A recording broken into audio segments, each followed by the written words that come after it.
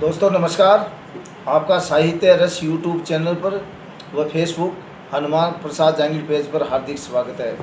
उम्मीद करता हूँ कि आप सभी अच्छे होंगे, खुश होंगे, स्वस्थ होंगे, मस्त होंगे।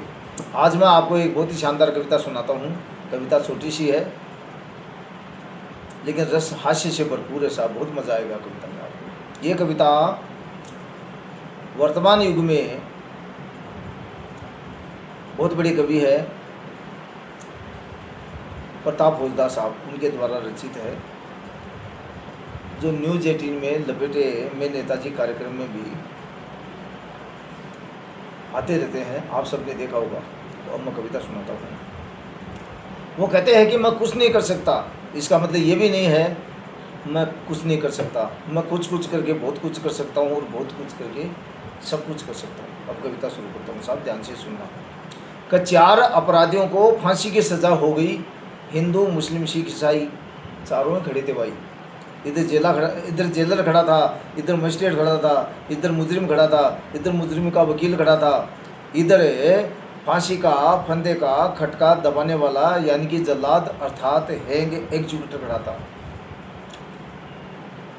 तो उन्होंने सबसे पहले ईसाई को खड़ा किया। वो बोले अपनी अंतिम इच्छा बताओ, अपने इष्ट को मनाओ।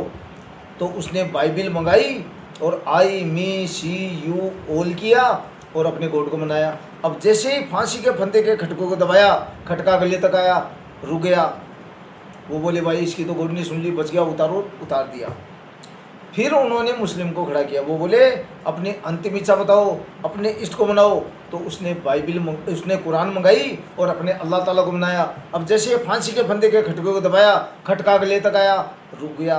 वो बोले भाई इसकी भी अल्लाह ताला ने सुन ली, बच गया, उतारो, उतार दिया।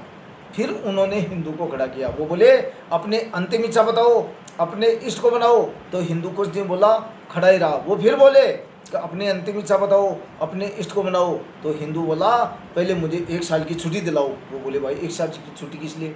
अरे भाई मुस्लिम ने 5-10 मिनट में अपने अल्लाह ताला को मना लिया और ईसाई ने भी 5-10 मिनट में अपने गॉड को मना लिया, तो तुम भी 5-10 मिनट में अपने भगवान को मना लो। तो हिंदू बोला अरे इसका एक गॉड, अरे इसका एक अल्लाह ताला, अरे मेरे तो पूरे 33 करोड़, अरे मैं 5-10 मिनट में किस किस को मनाऊं और जिसको नहीं मनाऊं वो ही मरवा दे साला, मेरे को तो पूरी 1 साल की छुट्टी चाहिए। वो बोले नहीं भाई ऐसा तो नहीं हो सकता, ऐसा तो नहीं हो सकता, तुम्हें 1 साल की छुट्टी तो नहीं मिल सकती। तुम ऐसा करो कि देवों की देव महादेव को मनाओ।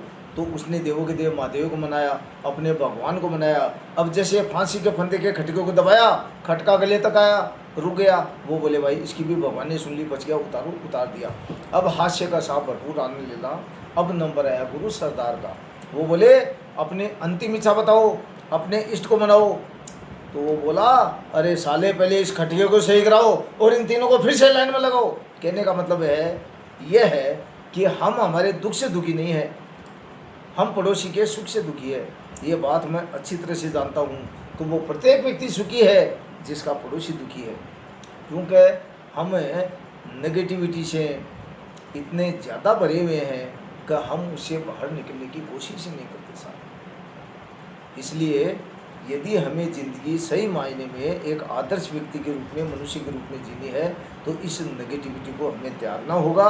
हमें पॉजिटिविटी अपनाते हुए, अपने कर्तव्य दायित्वों का भलीभांति निर्वहन करते हुए हमें कठोर परिश्रम करना है। जो भी काम करना है उस काम के प्रति, तभी हम सफल हो सकते हैं, काम में सफलता प्राप्त कर सकते हैं, ब्रांड बन सकते हैं, वैल्यू बढ़ा सकते हैं। अन्यथा कठोर परिश्रम के अलावा सफलता का कोई भी उपाय नहीं है। हम क्या करते हैं, कठोर परिश्रम तो करना नहीं चाहते, हम शॉर्टकट अपनाते हैं और शॉर्टकट अपनाने के चक्कर में हम क्या गलत रास्ते में पड़ जाते हैं, जिसका परिणाम भी हमको भुगतना पड़ता है, हमारी ज़िंदगी खराब हो जाती है। इसलिए हमें कोई शॉर्टकट नहीं अपनाना है, क्योंकि ये जो रियल लाइफ है, वो जो वीडियो गेमिंग आजकल के लड़के खेलते हैं, तुरंत गाड़ी घूम गई, तुरंत प्लेन ऊपर पहुंच गया, वैसा नहीं। रियल लाइफ में बहुत धीरे धीरे होता है, बहुत सफ़र करना पड़ता है, बहुत मेहनत। रियल लाइफ और गेमिंग लाइफ में रात दिन का फर्क है साहब। ये हमारी युवा पीढ़ी को समझना होगा और यदि आपको ये वीडियो पसंद आए तो इसे ज़्यादा से ज़्यादा लाइक करें, शेयर करें, कमेंट करें और फेसबुक पेज हनुमान प्रसाद जंगीर पर ज़्यादा से ज़्यादा फॉलो करें।